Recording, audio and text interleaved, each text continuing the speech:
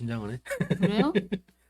안녕하세요. 11월 14일 구사모 군산 교사모 방송을 시작하도록 하겠습니다. 안녕하세요. 안녕하세요. 네. 안녕하세요. 저번 주 한번 방송 쉬었다고 오늘 약간 긴장되네요. 원래 이러면 안 되는데 그래서 오늘 또 좀 모시기 어려운 분을 한번 또 모셨습니다. 그래서 오늘 재밌는 방송과 또 우리한테 살과 피가 되는 그러한 대화를 나눠보도록 하겠습니다. 오늘 군장대 유아교육학과 교수님이신 강미라 교수님을 모셨는데요. 오늘 그 교수님이 직접 본인 소개 간단하게 한번 해주시겠습니까? 피와 살가 되는 말씀을 드려야 되는데 제가 잘 도움이 되는 또는 이렇게 궁금하신 내용들이 좀 될지 모르겠는데요. 저는 군장대학교 유아교육과하고요. 아동 심리상담학과 겸임교수 강미라입니다. 반갑습니다. 네, 환영합니다. 반갑습니다. 자, 저희가 방송을 시작한 지도 벌써 횟수가 지금 한 15회, 16회 정도 되는데 이 그렇게 많이 방송을 됐나요? 그런 것 같아요. 10회? 우리 방송 횟수를 몰라봤네. 이게 저의 한계입니다. 저희가 이제 모시는 분들마다 교육계 쪽을 모시니까 이제 좀 도움이 되신다는 분도 많고 그런데 오늘도 이제 또 역시나 학계나 교육계 쪽에 계시는 분을 모셨는데 그래서 저희 어렸을 때 말로 이제 뭐 3살 버릇 8까지 간다는 그런 속담도 있잖아요. 그러면은 이 3살 버릇 8까지 간다는 것이 그 성인들도 그러고 어린이들도 많이 그런 게 제가 잔소리처럼 많이 하잖아요. 그게 나쁜 뜻으로 많이 하는 것 같아요. 그래서 이게 어떤 뜻으로 강조를 하는 말인지 혹시 교수님께서 네. 저희가 이해하기 쉽도록.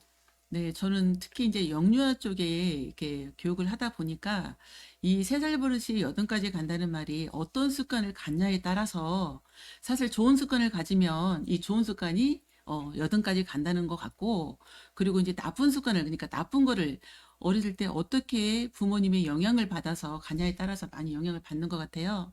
근데 저는 개인적으로 이렇게 그 전국을 다니면서 학부모님들하고 영유아 학부모님들하고 상담을 해보니까 부모님들의 그런 영향이 많이 있고 또 아이들이 성장하면서 이 모델링이 부모인데 부모님의 그 영향으로 일찍부터 아이들이 잘 기본 생활 습관부터 되어 있으면 이 세대 버릇이 좋은 영향으로 잘 성장할 거고 또 반대로 또 안 좋은 영향 같은 경우는 또 안 좋은 방향으로 가기 때문에 좀 우리 영유아 부모님들의 좀 이렇게 방향을 잘 설정하시면 좋을 것 같습니다.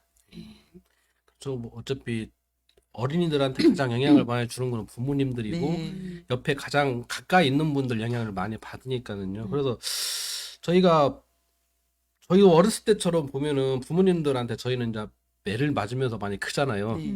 예, 저는 이제 사랑의 매라고 표현을 쓰는데 네. 사랑의 매와 증오의 매는 나눠진다고 저는 생각을 해요. 그래서 지금도 학교에서 보면은 거의 체벌이 없잖아요. 네. 학교에서. 근데 저희는 저희 어릴 때까지만 해도 그런 체벌이 어쩌면 합법화된 것처럼 많이 그렇죠. 했었는데 네. 그렇다면 그냥 별도의 질문인데 네. 교수님께서는 네. 체벌은 있어야 된다, 없어야 된다. 제 주관은 지금 이제 아동학대법이 더 강화가 되면서 슬로건으로 꽃으로도 때리지 말라라는 그런 슬로건이 있는 것처럼 만약에 이 체벌이란 이 벌이 정말 아이들한테 효과가 있고 좋은 결과가 있었으면은 왜 그 말이 이렇게 없어졌겠어 안 없어졌겠어요. 근데 사실 이 말은 아이들한테 좋은 영향을 주는 게 아니라 오히려 더 부정적인 사고를 더 이렇게 발생을 시키고 또 우리 아이들이 이 벌을 받음으로 인해서 더 증오감이 생기기 때문에 더 아이들한테는 이 체벌은 좋은 것은 아니고 단 이제 체벌을 방법을 바꾸는 방법을 좀 알려드리고 싶어요, 저는. 네, 말씀드려도 될까요? 예, 네네네. 네. 그렇죠. 짧게 좀 말씀드리면은 제가 이렇게 다니다 보면은 말이 좀 짧게 주면은 좀 제가 오히려 더 말이 전달을 못할까 봐 사실 그러는데 일단은 아이들한테 이 체벌보다는요, 아이들을 좀 알아가는 그런 관점으로 접근했으면 좋겠어요. 근데 이 알아가는 관점에는 물론 아이들의 그런 심리를 좀 알 수도 있고 또 아이들 좀 기질 이런 거를 좀 알았으면 좋겠거든요. 그러면 체벌보다도 더 효과가 정말로 뭐 10배 그 이상의 효과도 볼 수가 있거든요. 근데 부모님이 내 자식이니까 내가 알으니까 내가 알아서 한다고 생각하는데 사실 그렇지 않습니다. 어떤 아이든 뭐 영유아부터 해서 아동 모두를 막론하고 체벌보다는 그 아이와 대화를 해서 그 아이의 마음을 읽어주는 그러면 읽어줄 때는 어떻게 읽어주겠어요? 속상하면은 야, 네가 잘못했어. 네가 잘못했으니까 이러지 이렇게 하기보다는 네가 속상한 것이 무엇이 있겠구나라고 읽어주는 그런 공감적인 내용들이 참 중요하다고 생각합니다.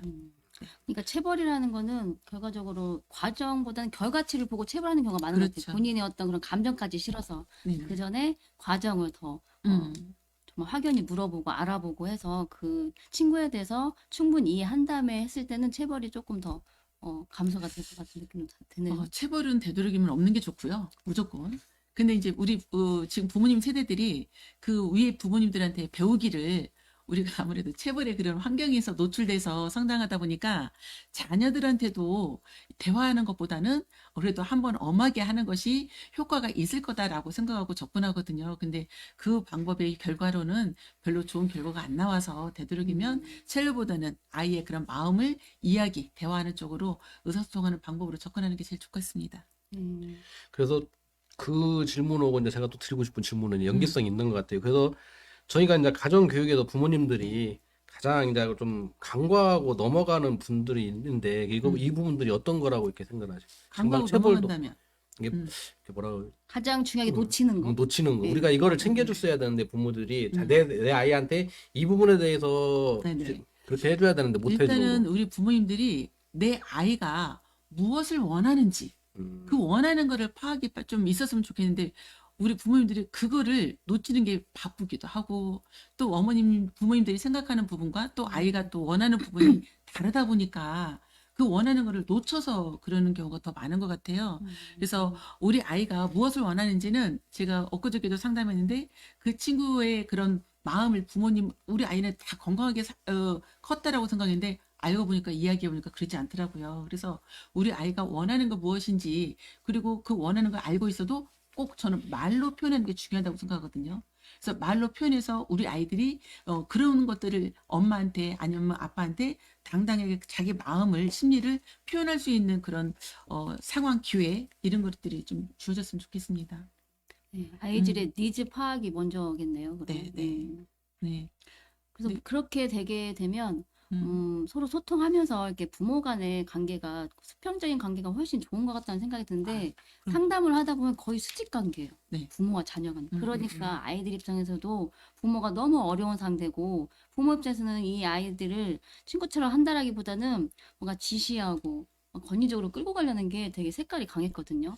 그래서 저희가 예. 주장하는 거는 이제 민주적인 가정을 지금 주장을 하잖아요. 권장을 하는데, 이제 그렇다고 그래서 무조건 허용하는 게 아니고, 허용하게 되면은 너무 버릇없는 상황까지 가게 되는데, 사실 민주적인 것은 잘못된 것과 옳은 것을 정확하게 짚어서 우리 아이한테 알려주는 게 중요한데, 요즘 우리 부모님들은 자식이 하나이고 둘이다 보니까 소중하잖아요. 소중하다 보니까 되도록이면 우리 아이들이 힘든 상황을 겪게 안 하려고 하는 그런 과정이 있다 보니까 우리 아이들이 힘든 길 겪기 전에 부모님들이 이미나 다 해결해 주니까 허용적으로 성장하는 케이스가 좀 많은 것 같습니다. 그것 또한 정말 놓치는 부분인 것 같아요. 네네. 그런 경험치를 많이 부여를 해야 네. 아이들이 시행착오를 통해서 터득하는 게 네. 있고 깨닫는 게 있는데 그런 기회조차도 안 주니 아이들이 네네. 정말 꼭두각시처럼 네. 시킨 대로만 하는 그런 그러니까 아이들이 다 똑같은 것 같아요. 성장하는 것들이. 맞습니다. 그렇게 귀한 아이들이 한 명씩 낳고 하다 보니까 더 시간을 투자하고 마음을 헤아리고 이랬는데 부모들이 착각하는 게 있는 것 같아요.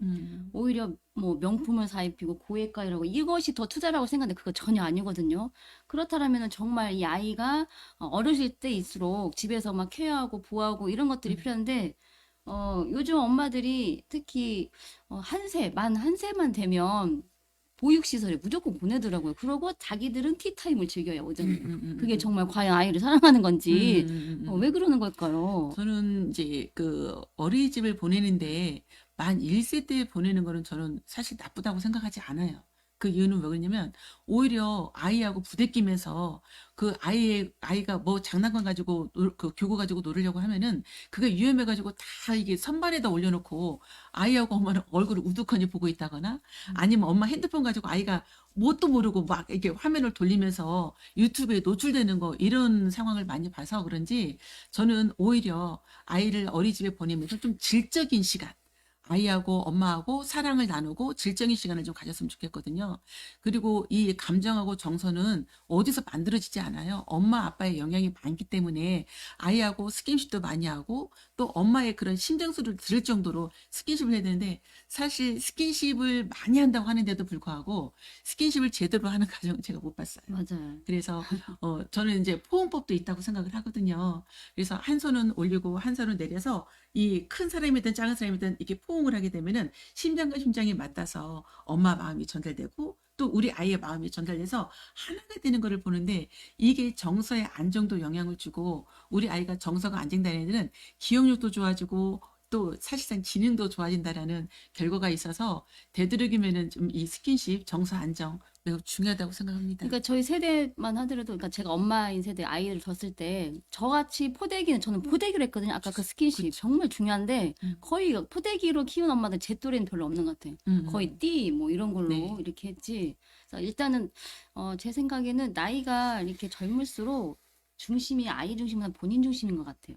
그래서 예. 저도 이제 결혼 일찍 애를 셋을 낳아가지고 음. 키웠는데 우리 아이들 키울 때만 해도 이렇게 모유를 많이 먹였잖아요. 그쵸. 저는 근데 이 사회적인 변화 때문에 그런 것 같은데 모유를 많이 먹다 보니까 아이 모유 먹다 보면 엄마하고 대화도 하고 엄마 심장 뛰는 소리 듣고 눈 마주치고 그런 게 필요하잖아요. 근데 요즘 사회적 아까 금방 우리 저 국장이 말씀하신 것처럼 젊은 세대의 엄마는 이게 나쁘다란 게 아니라 시대가 그렇게 간이 따라갈 수밖에 없지만 약간의 그런 부분들 체형의 좀, 변화 예. 때문에도 그런 거를 너무 이렇게 그래서 저는 이제 부모 교육 다니면서 좀 많이 알려주고 있습니다. 맞아요. 어떻게 알려주냐면 이제 띠는 나쁜 건 아니에요. 해도 돼요. 그런데 이제 띠를 하는데 아이들을 엄마 방향과 똑같이 해서 아이가 붕 떠있는 아이들은요 안전의 욕구라는 게 있어요. 안전의 욕구가 있는데 이 공중에 떠 있어가지고 손발이 달랑달랑달랑 있다. 이거는 불안을 주는 거거든요. 그래서 아이를 돌려서 엄마 품으로 우리 아이를 안는 방법이면 괜찮아요. 그런데 오히려 아이를 돌려서 이 세상을 보게 해주는 장점은 있지만 반면에 우리 아이가 불안을 느끼기 때문에 또 안 좋고요. 또 하나는 이제 지금은 이제 모유를 먹이는 경우도 많이 있지만 아니 전에는 있었지만 지금은 또 모유를 많이 권장도 하고 있고 그리고 분유를 먹이더라도 이 아이를 이렇게 가슴으로 엄마 가슴으로 끌어안아서 분유를 먹이면 그래도 분유를 먹으면서 엄마 심정소리 듣고 눈마주침이 돼요. 그런데 우리 아이 혼자 먹기를 하고 있으면요. 우리 아이는 혼자잖아요. 그러면은 옆에서 자기를 지켜보는 사람이 없는 것을 느끼기 때문에 우리 아이가 지금 5살 이 아이가 엄마하고 스킨십도 힘들어하고 또 누가 자기 옆에 다가오는 것도 힘들어하고 이런 상황을 봤을 때 특히 영아기 때는 최대한 엄마 품 안에서 애착을 느끼도록 하는 게 매우 중요하다라는 걸 분유 먹일 때 애기 뉘어놓고 인형으로 받쳐놔서 이렇게 혼자 먹게 하고 본인은 뭐 휴대폰하고 뭐 게임하고 이런 장면들 많이 봤거든요. 네네네. 예. 그- 그러면은 안타깝죠. 예, 안타깝죠.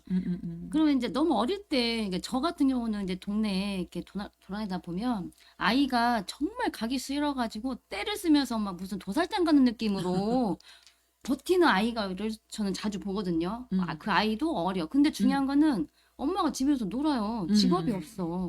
아니, 맞벌이로 바빠서 하면 어쩔 수 없는데 집에서 살려는데 굳이 그걸 보내야 되나. 그래서 그 아이한테 너무 그게 마이너스 된 부분이 많을 것 같다는 생각이 드는데 그러면 정말 그런 보육시설과 가정교육이 있다면 어떤 네. 게 더 아이의 어떤 인성이나 성장에 도움이 될까요? 당연히 이제 애착을 느끼는 시기이기 때문에 그 영아기 때는 되도록이면 엄마하고 같이 있는 게 무조건 좋습니다.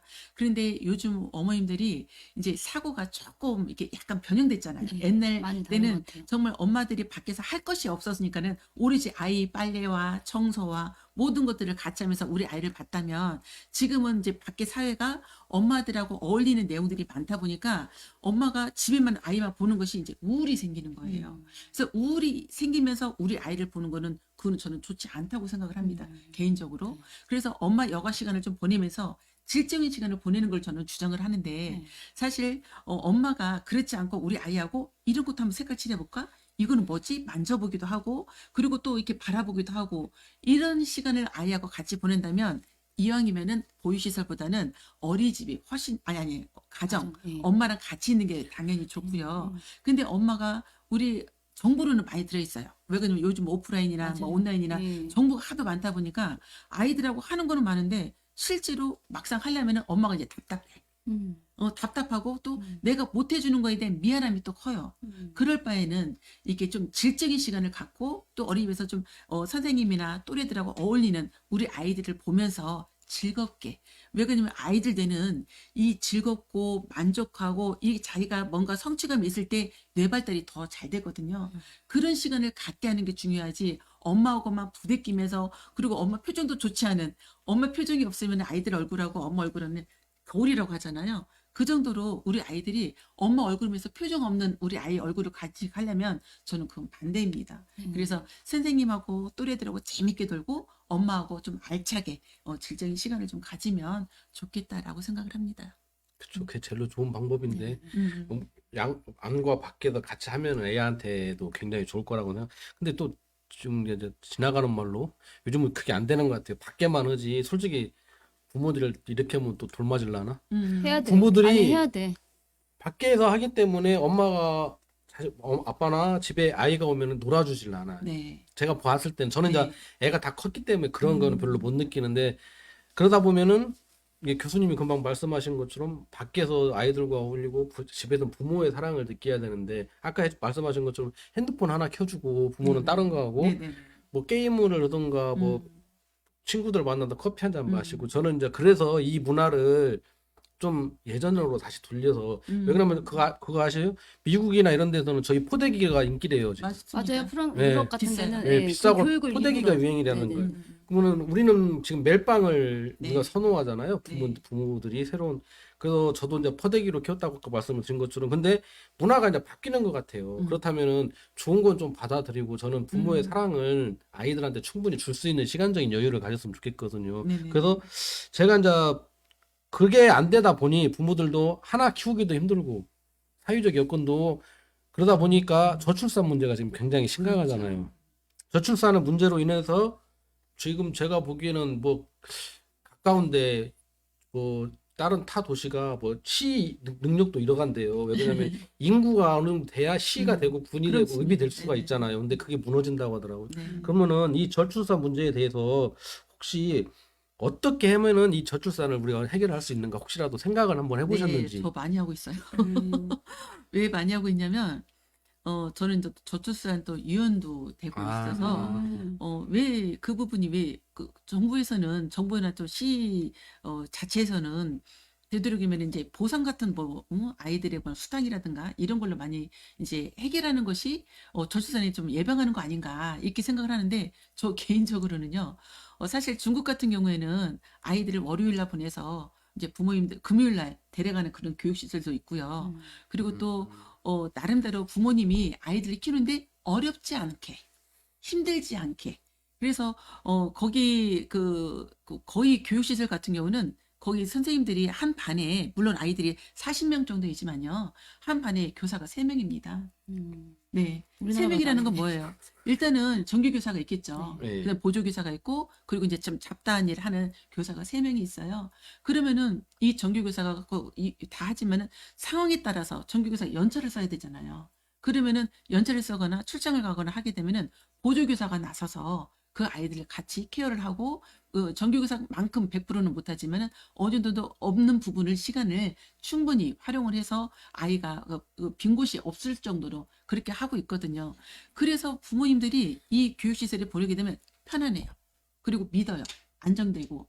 그리고 또 부모님들이 오더라도 우리나라 같은 경우는 뭐 문이 개방돼 있어서 언제든지 엄마들이 오면은 아이들을 보여주게 돼 있고 또 아이들이 또 가야 된다면은 얼마든지 보내게 있게 되어 있는데 저는 이제 중국이 물론 그 교육 문화가 다 100%인 건 아니지만 제가 좋은 점으로 봤던 거는 감히 부모님이 마음대로 교육시설에 들어와서 이렇게 못 데려가고 하거든요. 그래서 부모님들이 아이를 믿고 할 때 입구에서 기다렸다가 데려가고 하는데 선생님들이 좀 이렇게 준비가 되어 있고 그리고 또 내가 또 이렇게 힘들고 못할 때 거기를 100% 하고 또 매일 아침에 데려다주고 데려오고 이게 힘들 것 같으면 24시간 운영하고 있거든요.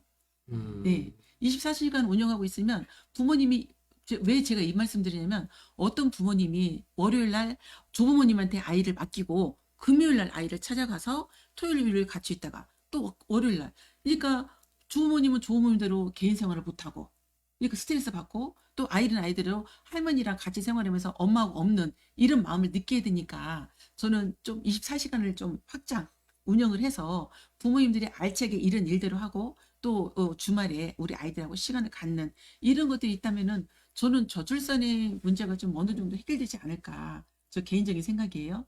그래서 그냥 물론 수당으로만 다 해결하는 것이 좋은 사례도 있겠지만은 저는 그 사례는 저는 많이 못 봤고요. 사실 이런 환경적인 부분에 부모님들이 좀 믿고 마음껏 우리 아이들 보내고 그래서 저는 부모님들하고 상담하다 보면은 아이 출산을 할 수 있겠는데 그다음 관리가 힘들다. 이런 말을 좀 많이 들었거든요. 예. 그래서 저 그 부분에 대해서는 저희가 전에 방송하면서도 한번 많이 논의가 됐었어요. 그래서 네. 그 지금 저희가 좀 이렇게 많이 자문도 구하고 하는 분이 전북 미래교육연구소라는 곳이 있어요. 네네네. 거기서 이제 교수님 한 분이 이 아이들 키우는 문제에 대해서 네네. 굉장히 고민을 많이 하세요. 그래서 네네. 그분도 하시는 말씀이 1세 때부터는 뭐 국가에서도 지원도 해주고 해서 청소년 때는 또 안 해주니까 그 부분도 책임을 져야 되고 하여튼 아이를 낳으면은 무조건 네네네. 국가에서 네. 대학교까지는 전부 다 책임을 질 수 있는 그런 것들을 좀 고민을 많이 하시더라고요. 그래서 네. 그 지금 교수님 말씀은 그 저희 그 미래교육연구소 소장님이신 천호근 교수님하고 생각이 좀 많이 비슷하신 것 같아요. 예. 그러면 만약에 그렇게 됐을 때는 저희 부모들이 아이를 많이 낳을 거라고 이렇게 생각을 하시는 거잖아요, 교수님은. 그쵸. 왜 그러냐면 이제 아이들이 나중에 이제 성장하면서 저희가 자식이 하나인 집도 있고 둘, 셋인 집 보면은 저희 학생 중에는 자식이라고 표현하면 좀 그러냐. 자녀가 넷인 가정이 있어요.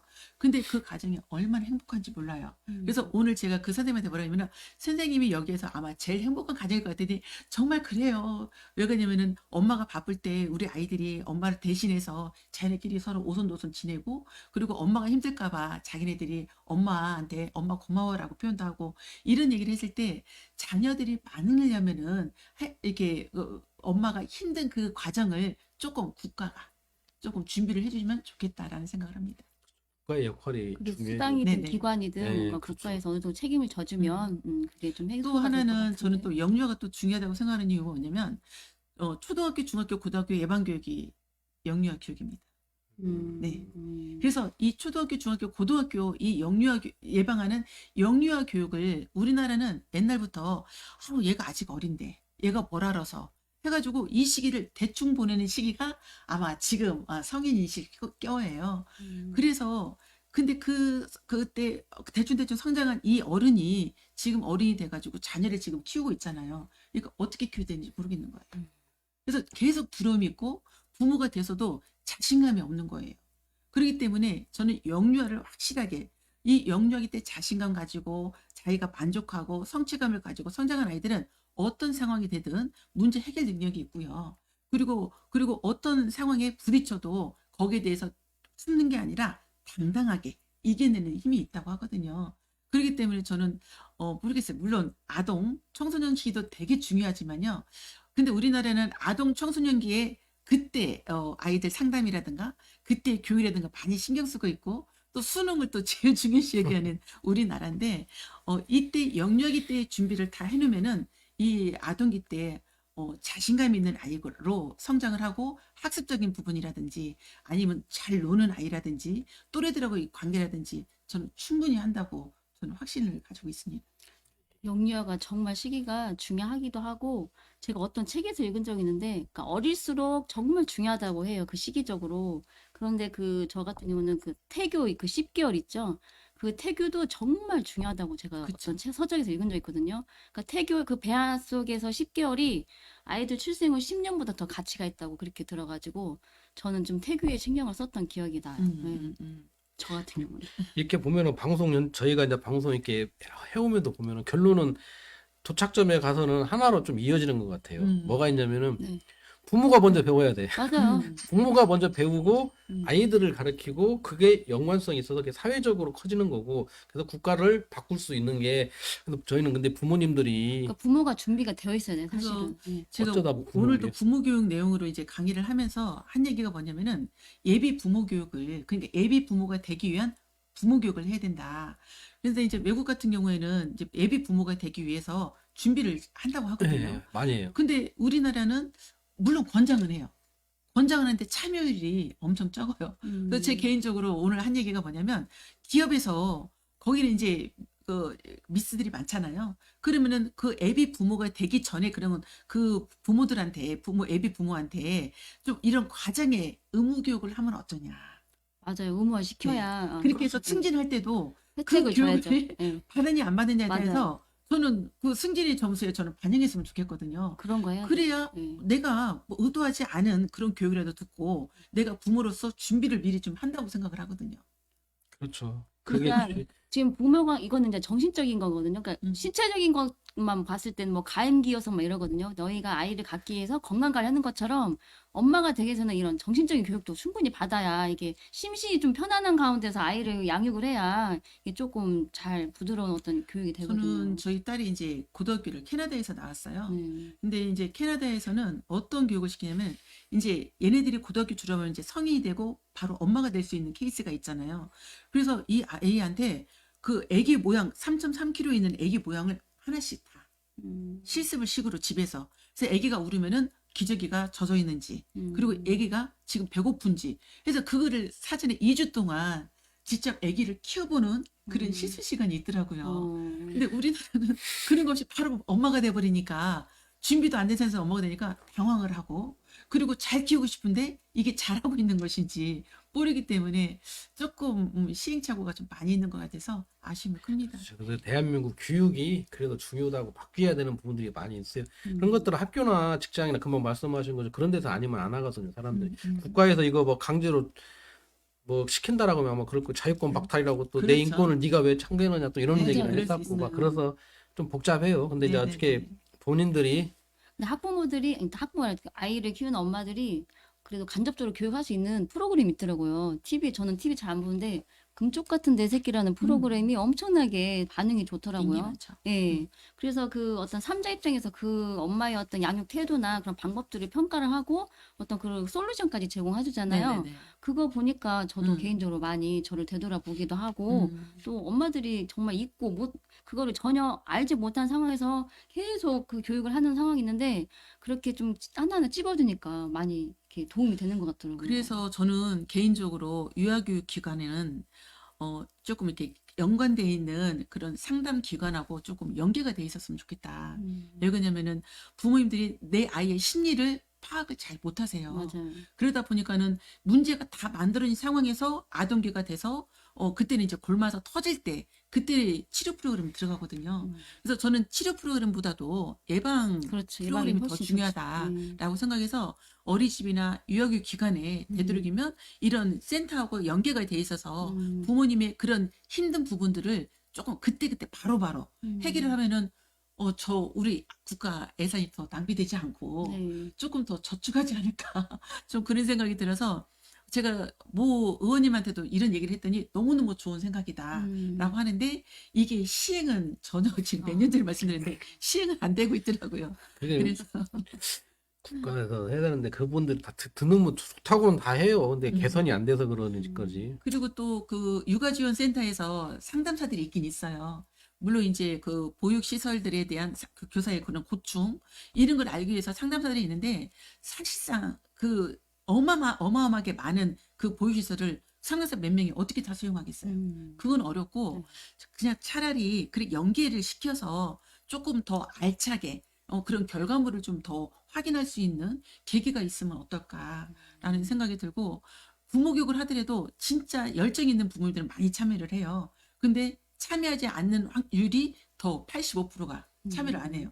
그렇다면은 참여하지 않는 5%가 참여를 하려면 어떻게 하냐? 저는 개별적으로 모아서 그 아이에 대해서 이야기도 듣고 또 어떤 방법을 하면 될지 이런 얘기를 좀 들을 수 있는 기회가 좀 있었으면 좋겠습니다. 그런 것들 각 기관에다 좀 부여를 해야겠네요. 네. 근데 그게 또 그 대표들의 어떤 재량이잖아요. 마인드가 예. 그렇죠. 네. 그것이 정말 중요한데 네네. 그래서 어린이집 그런 보육시설에 많이들 보는데 요즘 또 코로나 때문에 네네. 마스크를 쓰고 하는 경우가 많잖아요. 엄마들 또 예민하니까 그렇죠. 요즘에 막 CCTV 다 오픈하게 돼 있으니까 네네네. 그러는 과정에서 요즘에 이상하게 영유아들의 어떤 언어 발달에 있어서도 장애가 있다고 하더라고요. 맞죠. 이게 입을 가리고 이렇게 얘기하다 보니까 네네네. 그런 부분은 어떻게 좀 해소할 수 있을까요? 그리고 저도 지금 언어 치료라고 해서 뭐 네. 치료까지는 아니지만 이제 그 아이가 말을 좀 편안하게 할 수 있도록 지금 기회를 많이 주고 있는데 일단은 이제 언어 발달에 문제가 있는 그 영유아들을 보면은 심리적인 것들이 첫 번째가 있고요. 음. 그래서 이 심리적인 것을 왜 있었나라고 제가 이제 가까이 가봤더니 엄마 아빠의 그런 갈등이 첫 번째로 많더라고요. 네. 그래서 아이가 심리적으로 위축되는 그 원인은 다 거의 밖에서 찾을 게 아니라 얘가 맞아요. 그러면 다른 애들하고 뭐가 대화가 안 되고 선생님한테 얘가 혼나서 눈치 보고 있어서 그러나 이런 걸로 부모님들은 많이 그 밖에서 찾으려고 하세요. 근데 제가 접근하면 나중에는 이제 부모님들도 인정을 하고 하는데 엄마 아빠의 관계에서 원인이 많이 나오고 있다. 그래서 되도록이면 엄마 아빠가 즐겁게 부부 관계를 유지하면서 우리하고 하는데 제가 우리 아이들의 그 언어 문제가 있어서 상담이 오게 되면은 사실 아이는 조금 뒤로 미루고요. 엄마 아빠 상담을 부부 상담을 먼저 합니다. 그게 중요한 것 같아요. 네네. 네. 왜 부부 상담을 먼저 하냐면 엄마 아빠가 건강해야 내 자녀가 건강하고 엄마 아빠가 우리 아이들하고 자꾸자꾸 대화하고 있을 수 있는 얘기들을 충분히 했을 때 우리 아이 언어 발달이 더 잘 되거든요. 근데 제가 이제 마스크 쓰는 거 조금 이따 말씀드릴게요. 네. 근데 엄마 아빠가 이런 갈등으로 인해서 자꾸자꾸 대화가 줄어들어요. 대화가 줄어들다 보니까 우리 아이들은 엄마하고 이해하고 하고 싶고 아빠하고 이해하고 싶은데 그런 분위기 싸늘한 그런 분위기에서 우리 아이는 눈치를 보다가 그냥 혼자 있거나 그리고 유튜브 조금 보다가 그냥 옆으로 누워서 그냥 잠들고. 잠드는 네. 이런 상황들이 많이 있다라는 거죠. 그거를 봤을 때 엄마는 마음은 아픈데 그걸 어떻게 마음만 느낄 뿐이지 해결을 못하고 있다라는 걸 제가 봤을 때 제가 제일 중요한 거는 부부관계다. 네. 근데 이 부부관계가 중요한데 지금 이 젊은 어린 영유아들이면 이제 3살, 4살, 5살이잖아요. 근데 이 엄마 아빠들이 같이 안 주무세요. 제가 방송 이렇게까지 얘기도 되나요? 그냥 네. 상관없어요. 네네. 거의 그런 것 같아요. 그래서 제가 여태까지 상담 케이스가 뭐 정말 어마어마하게 많은 케이스로 상담을 많이 했는데 엄마 아빠가 같이 잠자리를 안 하세요. 그러다 보니까 이 부부는요, 맨 처음에는 남남으로 만나서 이게 인연이 됐으면은 부부가 된 이상은 정말 어른들이 있잖아요. 그냥 싸워도 이렇게 등을 돌리고 자더라도 피부가 맞닿을 수 있도록 한 침대에서. 절대로 입을 밖으로는 나오지 말라. 이런 말씀이 저는 참 어른들의 말에 그런 좋은 말씀이 중요하다. 근데 이게 각자 자니까는 이제 너 등 돌렸어? 나 등 돌렸어. 나 기분 나빠? 나 나가서 자. 이게 반복되더라고요.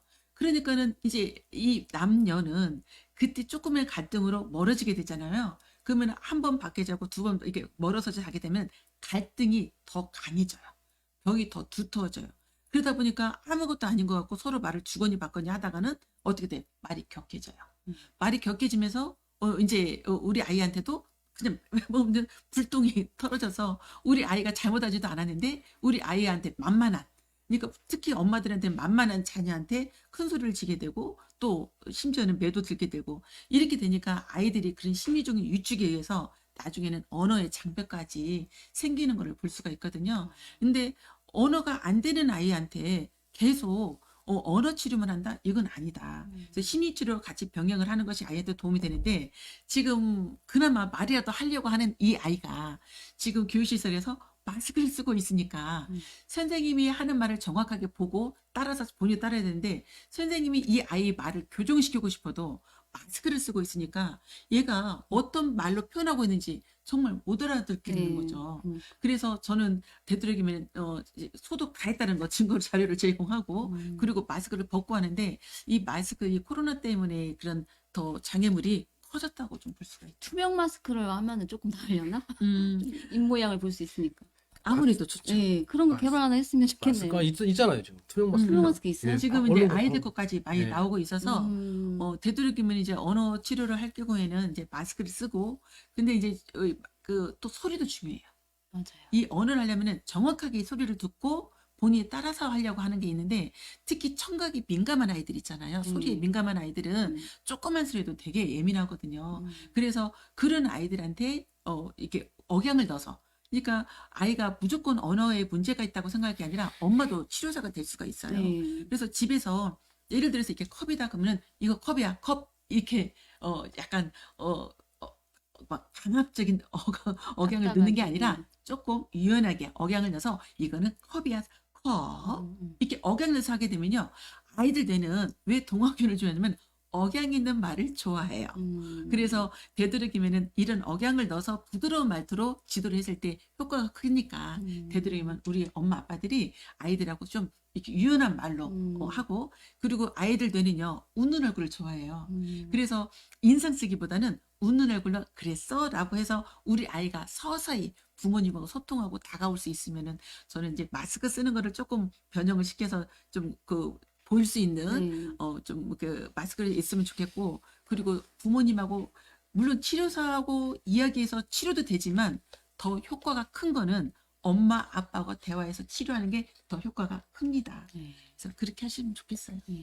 여기도 마찬가지예요. 보면은 결론은 엄마 아빠가 먼저 맞아요. 배우고 엄마 네. 아빠가 많이 배워야 돼. 엄마 아빠가 좀 이렇게 지식적으로 성장하고 마음적으로 그러니까 아이가 성장하고 속해 있는 교육기관, 그게 보육시설이든 학교든 네. 이런데 이런 부모 교육을 좀 의무화해가지고 그거를 받는 학부모한테 뭔가 혜택을 드리면 이게 조금 잘 순조롭게 뜻 있는 사람들 세 사람이 그 부모 교육을 만들었까요? 그러니까. 근데 부모 교육이 지금 의무화는 되어 있어요. 근데 의무화는 그거를 되어 더 있는데 강압적으로 막 좀 해야 될 것 같아요. 그러니까는 그냥 부모 교육 했다라는 거에 그냥 평점이 들어갈 그지, 뿐이지 그지. 예. 누가 오고 안 오고 그 부분은 그러니까 없기 봉사 때문에 점수 플러스 알파 음. 해주는 것처럼 그렇게 뭔가 혜택을 줘서 이게 네. 좀 부모 어쨌든 교육 이수면은 아이 지원금을 막 쓰든가 뭐 아무튼 어떤 좀 제안 한번 해볼게요. 네, 유익한 그러면 거를 이제 좀 부모 교육 때 못 오게 되면은 개별 상담할 때라도 좀 이제 전문 그 상담사하고 좀 시간을 좀 갖게. 그러니까 원장님들이 제일 하는 얘기가 뭐냐면 그 엄마는 꼭 왔으면 좋겠는데 그 엄마는 꼭 안 온다. 이런 말을 제일 많이 하세요.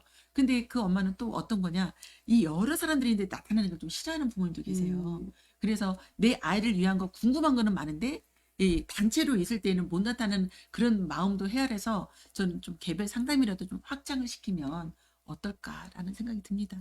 그러니까 부모들이 저 우리 아이 이것 때문에 고민이에요 할 때 그 말은 자체는 제가 얘를 잘못 키우고 있어요를 조금 아셔야 돼 사실은. 예, 그거를 알고 물어보셔야 돼. 100% 아이한테 책임장 갈 게 아니고. 근데 애기 두 번째 나면 교육 두 번 받아야 되고 셋째 나면 또 세 번 받아야 되고. 할수록 좋죠 교육. 근데 이제 계속 그 받아요. 교육할 때는요, 영어기 것만 강의하는 게 아니라 영어와 유아 동시에 하니까 한 번 오시면 해결이 다 됩니다.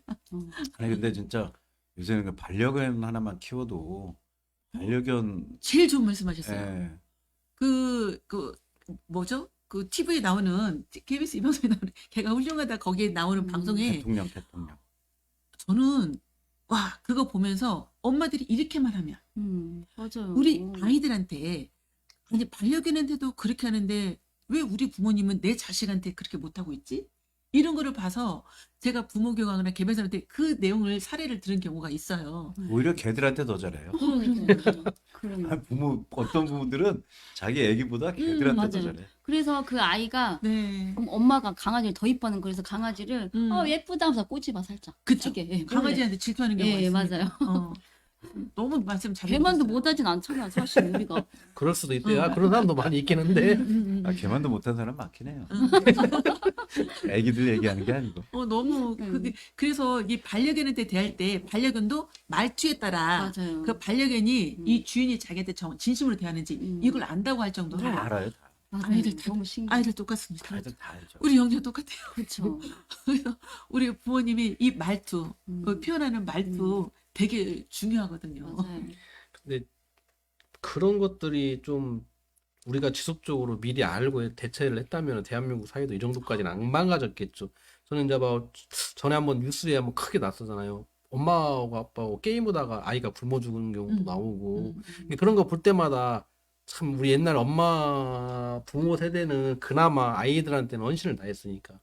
여섯 일곱씩 길렀잖아요. 여섯 일곱씩. 맞아요. 저희도 형제가 6명 6남매인데 네네. 맞아요. 지금 하나 키기도 그렇게 힘들으니 참 환경이 이렇다 보니까 지금 우리 아이들도 꿈이 무엇냐고 물어보면 옛날에는 뭐 저희들 초등학교 때는 다 의사 대통령이었잖아요. 근데 지금은 꿈이 뭐냐라고 하면은 선뜻 대답하는 아이들이 별로 없어요. 그리고 또 없다고 그래요. 네, 꿈도 없다고 그래요. 맞아요. 네. 근데 이게 참 어떻게 보면 대한민국 사회의 현실인데 암울하죠. 네. 꿈이 없는 사람은 꿈이 없다라는 것 자체는 그냥 현실에 만족하고 어떻게 됐든 간에 이 순간만 넘긴다라고 생각을 갖고 사는 사람들이 많단 말이에요. 그러면 이 꿈이 없는 아이들한테 뭐 그 아이의 적성을 상담을 해준 거는 네. 내 경험 갖고만 하는 게 아니고 네. 뭐 이렇게 여러 가지로 뭐 주사도 하고 네, 검사도 네. 해주는 게 많이 네, 있다고 네. 하는데 그쪽 방면의 전문가시다 네. 보니까 저는 꿈찾기를 해주고 있습니다. 제 꿈은 없어요. 그렇게 말씀하시면 어떡해요?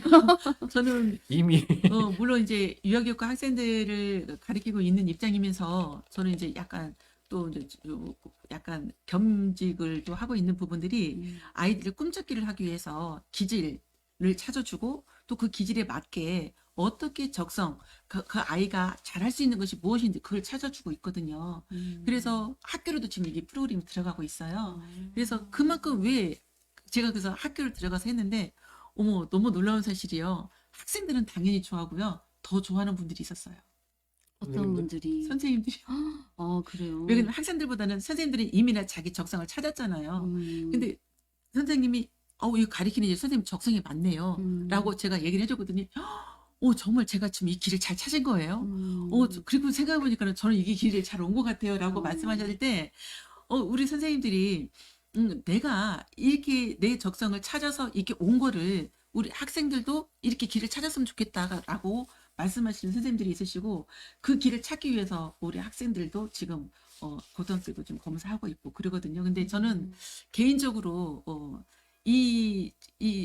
저는 이제 지문적성 검사를 하고 있어요. 근데 이제 지문적성 검사는 이게 이제 우리가 선천성 검사라고 하고 있거든요. 근데 이 지문 검사를 통해서 우리 아이들의 기질과 그리고 또 얘가 가지고 태어난 우뇌인지 좌뇌인지 그리고 본인 재능, 개인이 가지고 태어난 재능이 있고요. 그리고 10개의 손가락에 있는 다중 능력이 있어요. 그래서 이런 것들을 찾는 거를 해주다 보니까 지금 너무 보람이 있고요. 그리고 부모님이 몰랐던 거를 지금 알게 돼서 고맙다. 저는 실제 테스트 받아본 사람으로서 어땠나요? 선생님한테 받아봤거든요. 네. 처음엔 좀 안 믿었어요. 네. 왜 안 믿었냐면 설마 사람의 능력이 이 지문에 들어있을까? 전 진짜 그 생각을 했었어요. 근데 이제 말씀을 들어보니까 진짜 수많은 사람들의 그 빅데이터를 네.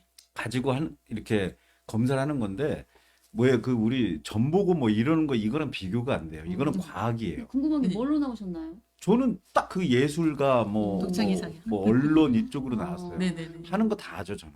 그래서 그래도- 스트레스 안 받잖아요. 그럼 적성에 맞는 거 지금 하고 계시죠? 저는 적성에 안 맞을 일을 할 리가 없는 놈이라 그러니까. 뭐 그냥 그건 하고 싶은 뭐 거 하잖아요. 저는 제가 하고 싶은 것만 해요. 그래서 스트레스 안 기질상 말리지 못합니다. 네. 그리고 이제 본인이 하고 싶은 거 이렇게 생각하고 있으면은 끝까지 주장하고 나가시는 분이셔서. 아니 근데 너무 신기하고 음. 그러니까 제가 무슨 생각을 했냐면 왜 그 아이들 시기에 부모도 아이들도 자기가 본인이 진짜 뭘 하고 싶은지 모르는 경우가 되게 많아요. 근데 예를 들어서 그 사람이 여러 가지를 다 해봐 그 아이가 그러면 뭐 그 자체가 경험이 되겠지만 사실은 시간을 가끔 낭비할 때도 있어요. 예를 들어서 정말 나는 음악하고 안 맞는데 괜히 피아노 학원 가서 사실 그거 아무리 해봐야 안 되는 친구들이 있거든요. 네. 그런 적성들을 지문 하나로 간단히 검사를 해서 그럼 부모들은 선택과 집중을 해줄 수가 있고 그쵸. 아이들도 마찬가지고 시간도 절약할 수 있고. 시간 절약할 수 있고요. 그래서 제가 저거 정말 너무 추천드려요. 정말 추천드려요. 그러면 그 아이들한테. 시중에 있는 그런 후천성 검사, 뭐 MBTI나 뭐 여러 가지 네네네. 검사 도구들이 많이 있는 걸로 알고 네네네네. 있거든요. 그리고 지문 검사 훨씬 편하죠. 뭐가 음, 다른가요? 지문 찍기만 하면 돼. 이제 MBTI나 이제 인성 검사 도구라든가 이런 것들은 우리 아이들이 읽고 체크하는 내용이잖아요. 네. 그래서 어떤 아이들은 그게 읽기 싫어서 그냥 네네네네 한다든가 아니면 그냥 네.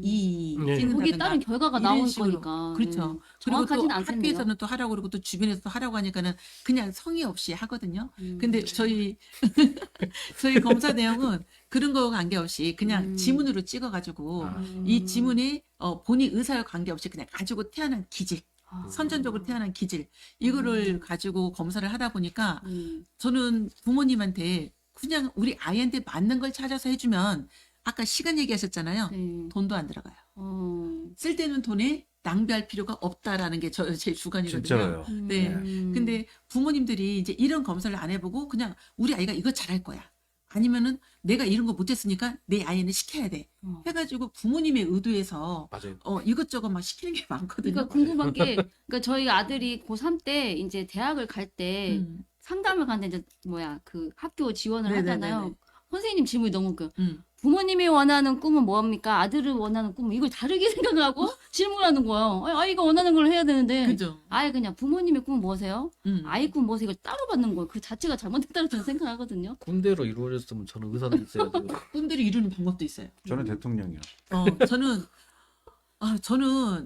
글쎄 제가 조금 시간 더 있으면 더 말씀을 드리고 싶은데 왜 꿈은 이루어진다거든요. 네. 저도 근데 그 말 믿어요. 이루는 방법을 우리 아이가 충분히 노력할 수 있도록 그거는 부모 역할이라고 네. 봐요. 그래서 조금 더 설명을 드리면 이 지문 검사를 가지고 태어났는데 13주에서 19주 사이에 지문이 만들어진다고 해요. 뱃속에 있을 때요. 네, 13주에서 19주 사이에 만들어지기 때문에 아까 우리 선생님이 사주 얘기를 했는데 이미나 저한테 검사 받으신 분이 우리 아이 이름을 짓기 위해서 사주를 넣고 하시는 분이 비슷하게 결과가 나왔다. 이런 얘기를 많이 하세요. 그래서 저는 이 지문은 자기 내가 체크 안 하고 싶은 대로 하는 게 아니라 지문만 검사하면 결과가 나오고 또 이 손바닥에도 지문 있는 거 아셨어요? 예. 혹시? 손금 같은 거. 손금은 아닙니다. 아, 지문요? 지문이 이 손바닥에도 있어요. 어. 이 손바닥에 있는 이 지문은요, 본인만이 가지고 태어난 재능이라고 합니다. 그래서 이 재능을 보시면 좋은데, 여기에 고기성이 있는 아이들이 있어요. 고기성은 귀족 같은 존재라고 해요. 그래서, 근데 우리 과거에 옛날에는 조선시대에는 귀족이 있었잖아요. 양반, 이렇게 평민 이렇게 있다 보니까 그 아이를 올려주면 되는 거예요. 그런데 지금은 다 평준화가 되어 있기 때문에 누가 높고 누가 낮고 이게 없잖아요. 수평적인 거니까. 근데 그렇게 태어난 아이들이 힘들어해요. 아, 지금 사회. 귀족성을 가지고 태어난 애가 네네네. 일반인처럼 살라고 그러니까 힘들다. 네. 그래도 네. 제가 사는 세상에 이렇게. 그런 아이들은 조금 이렇게 뭔가 떠받들어주고 자기를 존중해주고 이렇게 해야 되는데 그냥 똑같이 아이로 이렇게 대하니까 거기에서 힘든 아이가 있어서 저는 우리 아이가 또 어떤 아이는 청각형, 소리에 민감한 아이가 있어요. 그런 아이들은 태어날 때부터 음감을 가지고 태어나고 조그만 소리조차도 잘 듣는 이 청각의 발달이 잘 된 아이로 태어났고요. 제가 또 어떤 애 차이나는 시각적으로 발달한 아이가 있어요. 시각적으로 후두엽이 발달하는 아이거든요. 이렇게 태어난 애는 관찰력이 뛰어나요.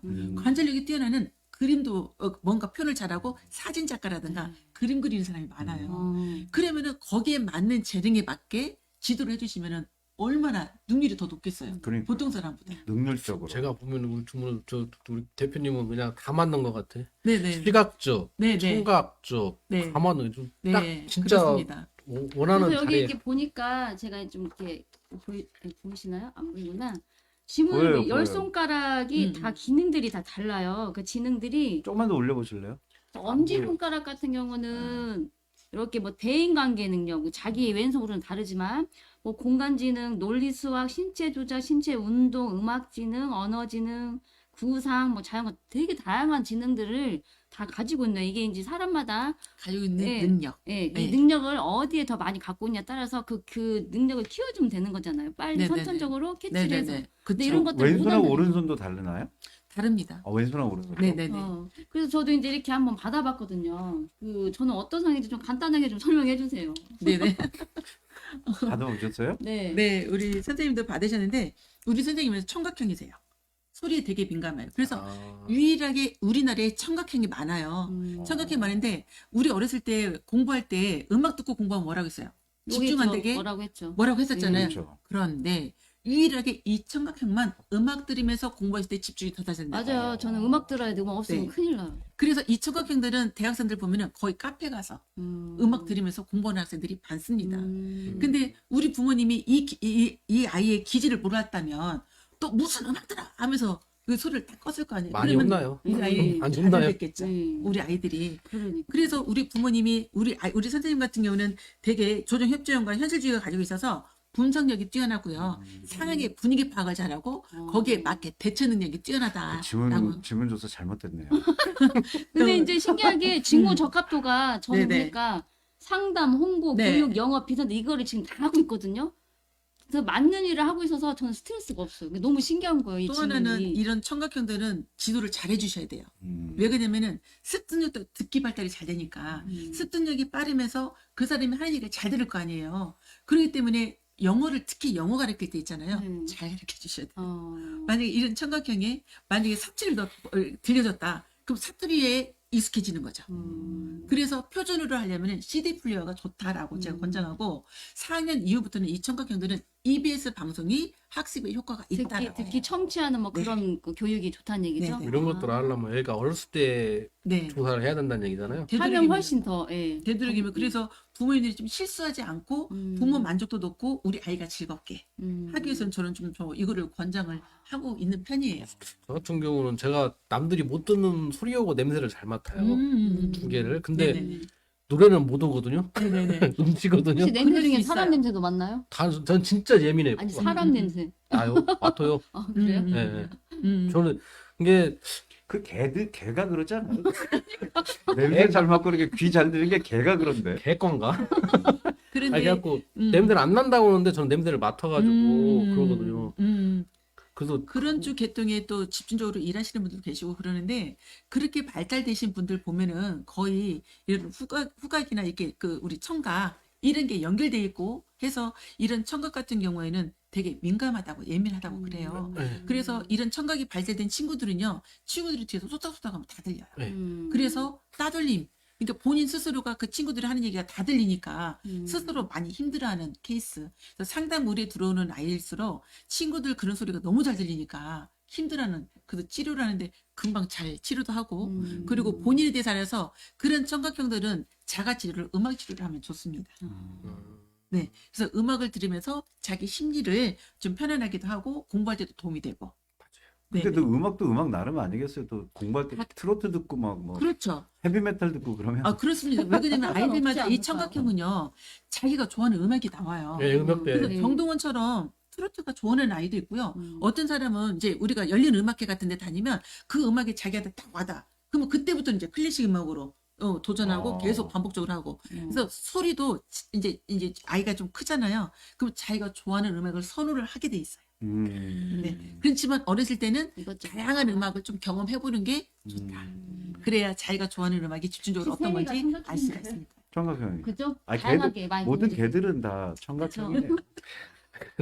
저도 그래서 한동안 음악을 듣다가 이게 어렸을 때는 저는 뭐 이렇게 막 시끄러운 음악을 별로 안 좋아했어요. 잔잔한 음악을 좋아하다가 이제 살면서 음악을 좀 멀리 이렇게 듣는 거를 멀리 하다가 요 근래 들어서 이제 음악이 다시 또 좋아져서 음악을 듣는데 이제 잔잔한 음악을 샤워하면서도 핸드폰으로 이렇게 음악을 틀어놓고 네, 샤워를 네, 하고 그래요. 그 한동안 멀리 했다가 다시 접하니까 좋더라고요. 이게. 외롭고 막 요즘에. 청각형이신 것 같아요. 목욕하면서 음악을 들을 외롭진 정도라면 청각형이신 것 맞아요. 청각형이신 것 같아요. 그리고 제가 요즘 많이 듣는 음악이 유해진이 거 많이 듣거든요. 유해준. 유해진은 배우. 유해준. 아, 잘 모르. 사투리 혀가 짧아요. 저는 또 거꾸로 청각형이 아니어서 저는 사고형이에요. 그래서 어렸을 때는 그렇게 공부에 관심이 없었거든요. 연령이 올라가면 올라갈수록 이제 욕심이 생기고 하면서 제가 늦트인 케이스예요. 그래서 이런 사고형들은 어렸을 때 안 해서 아이고 넌 떡잎부터 틀렸어 이렇게 하시면 안 된다. 늦게라도 가능성이 있으니까 가능성이 예, 있습니다. 지켜보고 네네네. 격려해주고 하면 대기 만성형이네. 뭐. 네. 언젠가는 클 거잖아요. 아 그럼요. 믿고 기다려달라는 얘기잖아요. 근데 이제 부모님이 그걸 알아야 되는데 모를 경우에는 막 다그치고 불안을 주고 그러면은 얘가 가지고 있는 탤런트가 많은데 그를 제대로 사용할 수가 없어요. 그래서 결론은 부모가 먼저 그리고 배워야 오늘 된다. 나눈 대화가 90% 이상의 부모의 영향이라는 거를 그래서 저는 아이 이거 종합검사를 이렇게 지문검사를 하면요 부모님도 제가 서비스를 해줘요. 기본만 해서 부모님이 우리 아이한테 어떻게 영향을 줘야 되는지 이거를 검사를 해서 부모와 우리 아이의 관계 또 엄마 아빠가 다 검사하면은 부부 관계까지 나와요. 부부 관계에서 무슨 다른 게 아니라 엄마 기질, 아빠 기질 서로 이런 다른 기질에 어떻게 했을 때 더 좋은 관계로 소통을 할 수 있는지 그걸 상담해 드리니까 결국은 나중에 가족 상담이 되더라고요. 그 검사 받고 싶은 분들은 어떻게 연락 드려야 돼요? 제가 여기 교사모로 연락 주셔도 되고요. 네. 네. 아니면은 이제 저는 전화번호는 나중에 저한테 말씀하세요. 그러니까 그 저기 그 라이브 방송 포스팅 뭐 댓글 같은 거에만 남겨주시고 네네네. 그 혹시 그 아이들 이제 그 전반적인 비용은 한번 검사하는데 비용은 얼마 정도 들을까요? 일단 이제 4개만 검사하는 경우도 있고 기본으로 또 이게 손 전체적으로는 손바닥까지 찍는 그걸 종합 검사라고 하거든요. 근데 종합 검사 같은 경우는 저희가 이제 15만 원 정도 15만 원. 되고 그리고 이제 기본 검사 같은 경우는 5만 원 정도 되거든요. 네. 근데 이제 얘가만이 가지고 있는 재능을 보려면 저는 종합 검사를 권장하고요. 아니 15만 원이 뭐 15만 적은 돈이 아니더라도 네. 진짜 아이들 일생에 한 번만 검사. 그리고 아이들 뭐 쓸데없이 어디 말도 안 되는 맞아요. 학원 학원비 막 보내느니 30만 50만 원 아깝게 그럼요. 생각 안 하고 이거 10원 되게 아깝게 생각하고 진짜 이거는 근데 인생이 이거는 바뀔 수도 있는 일인데 정말요. 이건 진짜 꼭 한번 맞아요. 받으셨으면 계기가 좋겠어요. 될 생각하셔야 수가 돼요. 있죠. 예. 예. 진짜 필요하긴 한데 음. 나이 먹은 사람들도 바뀌나요? 그럼요. 아니 왜 그러냐면 받으셔야 돼요. 어른들도 제2, 제3의 직업을 지금 다시 찾잖아요. 그럼요. 평생 직업이 없으니까 투자 수리잡 시대인데. 동기부여가 되더라고요. 그럼요. 네, 맞아요. 자신에 대해서 파악이 먼저 되면 네. 제2의 그 직업을 그리고 제가 선택하는 부분이 많이 60세 되죠. 넘으신 저희 친정 어머니 아버님도 다 검사하고 그랬는데 60세 넘으신 분은 저한테 돗자리 깔으라고 이렇게 말할 정도로 그러는데 그분은 이제 이민을 살아와 보니까 이렇게 했었어야 되는데 내가 이걸 놓친 부분이 있다라고 말씀하시더라고요. 인생이 걸린 진짜 네. 인생의 검사네요. 기작이지. 정말. 예. 그래서 꼭 필요합니다. 많이 복잡고 있어요. 네. 진짜 진작에 알았어야 되는데 그래야 지금 늦지 않으셨어요? 늦지 않았어요. 그리고 곧 손주 이제 보실 거잖아. 그게 더 빠르시잖아. 손주를 후딱 해야겠네. 그래. 그래서 조부모님들이 손주를 보려고 맞아요. 하시는 분도 계세요. 예. 그러는 게 이제 어차피 방송 시간도 많이 흘렀고 네. 더 들었으면 좋겠는데 이제 벌써 1시간 됐네요. 그 1시간 다 그러니까. 먹었어. 이렇게 이게 하다 방송이 보면, 가면 갈수록 시간이 너무 짧게 느껴지는 거예요. 근데 이제 시청자분들 생각에서 짧게를 해줘야 되는데 그래서 음. 마지막으로 네. 야 부모님들이 자녀를 잘 키우고 싶은 그런 마음이 있잖아요. 네. 다 모든 부모들이. 네. 근데 솔직히 다 그렇게 못 하잖아요. 네. 이제 부모 욕심이 들어가 있는 것도 있고 아이가 뭐 안 따라와 주는 것도 있는데 그러면은 내가 우리 아이를 잘 키울 수 있는 게 교수님 생각하는 팁이 있다면 있죠. 한 두세 가지 정도로. 네네. 일단은 이걸 꼭 영유아에만 해당되는 게 아니고요. 우리 모든 자녀가 해당이 되고 배우자까지도 해당이 되는 내용입니다. 일단 마음을 읽어주는 게 제일 중요해요. 마음을 읽어주라. 네네. 마음을 우리 아이는 이런 마음인데 엄마는 그 마음을 모르고 다른 표현을 한다거나 그러면 우리 자녀는 입을 다물어 버립니다.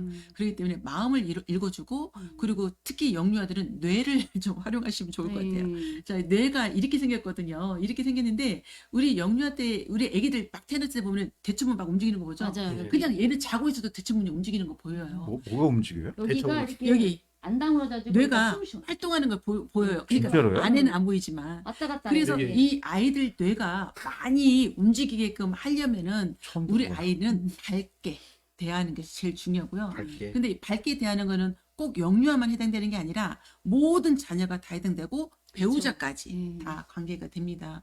그래서 우리 아이들 뇌가 막 이렇게 움직이는 아이한테 가만히 있어 꼼짝마 이렇게 하게 되면은 우리 아이는 더 스트레스를 받기 때문에 아이고 너는 발달에 맞게 잘 움직이는구나 라고 이렇게 얘기해 주는 게 더 좋고요. 그리고 우리 아이가 속상해서 막 이렇게 찡그리고 왔어요. 근데 아이고 너 또 그랬지 이렇게 하시기보다는 너 또 이게 어린이집에서나 아니면 유치원에서 또 속상한 일이 있었구나 이런 이 속상한 것이 있으면은 속상한 것이 있구나라는 거를 좀 마음을 읽어줬으면 좋겠습니다. 그래서 이 마음을 읽은 우리 모든 어른들도 똑같지 않나요? 마음을 읽어주면 그 속상한 마음이 조금 씻겨 내리는 그런 느낌을 심리적으로 갖거든요. 그래서 마음을 좀 읽어주고 그리고 그 상황에 맞게 공감. 공감. 어떤 상황이든 일단 내 자녀가 아무리 잘못했어도 내 자녀니까 일단 그 부분에서 공감을 먼저 해줘라. 그리고 나서 그 내용에 대해서 이해를 해서 어떻게 했으면 좋겠는가 제안을 하고 그리고 나중에는 항상 마무리는 포옹하는 거. 이런 시스템으로만 가면 우리 부모님과 자녀의 의사소통 어렵지 않고요. 배우자하고의 그런 관계도 근데 이제 말을 할 때 밉지 않게 예쁜 말로 하시면 좋겠습니다. 그러니까 우리 부모들이 아까도 잠깐 말씀드렸는데 아이를 잘 키워야지 하는 것이 정말 명품을 사주고 고액가를 돈을 투자하고 해외 유학을 보내줘야 이게 정말 잘 키운 거다라고 착각을 하신 것 같아요. 지금 말씀하신 세 가지 돈 하나도 안 드는 거예요. 돈 안 들어요. 네. 네. 얼마나 좋아요. 돈은 하나도 안 드는데 하기 제일 어려운 것들이. 어렵지 않아요. 그 근데- 댓글 한번 체크해 주시죠. 예. 마음 먹으면은요, 가능합니다. 네, 그러니까요. 댓글을 한번 그리고 좀 부모님들이 그러더라고요. 돈 안 들이고 하는 방법 하시겠어요? 그래 물어보면은 할게요라고 말씀하시더라고요. 돈이 안 드니까 실천 안 하는 거예요. 돈만 1억씩 줘야 이게 무슨 거라고 하는데 그럴 수 있겠네요. 예. 댓글을 좀 많이 남겨주셨는데요. 잠깐 읽고 마무리하도록 하겠습니다. 우리 김윤건 회장님께서 영아기 때 엄마의 스킨십이 굉장히 교육적으로 필요하고 깊은 고민이 필요할 듯 싶네요. 설경열 씨께서는 육아에 대해서 많은 도움이 되겠네요. 그리고 또 배주영 씨 부모가 먼저 배워야 한다. 100% 공감합니다. 이렇게 여기 많이 또 시청하신 분이 또 이렇게 새로운 얼굴들이 몇 분 계세요. 너무 좋은 반응인 것 같아요. 예. 오늘도 이제 방송을 하다 보니까 저희가 짧다면 짧고 길다면 긴 시간 동안에 대화를 나누는데 교수님 말씀은 제가 또 한 번 더 들어보고 좀 시간을 충분히 갖고 그리고 이제 이게 왜 그러냐면은 저는 공감되는 부분들이 많이 있고 왜 그러면 제가 느꼈던 부분들도 많이 있었는데 이 공감을 다른 분들도 좀 느껴봤으면 좋겠어요. 그래서 저희가 이제까지 주구장창 방송하면서 아마 교수님도 저희 방송 보셨을란가 몰라 주구장창 외쳤던 게 이거예요. 아이를 가르치기 전에 부모를 먼저 가르쳐서 부모가 먼저 충분한 배움을 갖도록 만들자라는 게 저희 네네. 지금 취지에서 방송을 많이 했었거든요. 그래서 이런 부분들에 대해서 다음에 또 한번 기회가 되면은 또 다시 한번 초대해서 네네. 이 뒷얘기 음. 그런 것들을 좀 네. 더 깊이 더 얘기를 구체적으로 나눴으면 말씀드릴 좋겠습니다. 기회가 있으면 좋겠습니다. 교사모는 항상 꾸준하게 방송할 거니까요. 또 네네. 제2부, 제3부를 또 기대해 주시면 감사하겠습니다. 네. 우리 저 대표님도 따로 뭐 이렇게 네, 아유 고생 많으셨습니다. 너무 즐거웠어요. 네. 아무튼 저희 이제 부족한 게 아직도 많이 있을 거라고 생각이 드는데 우리 시청자분들께서 좀 너그러 이해 좀 부탁해 주시기를 바라고 그리고 오늘 좋은 말씀 나눠주신 우리 교수님께 박수 한번 보내드리겠습니다. 감사합니다. 감사합니다. 수고하셨습니다. 저희는 다음 방송 때 뵙겠습니다. 감사합니다. 수고하셨습니다. 감사합니다.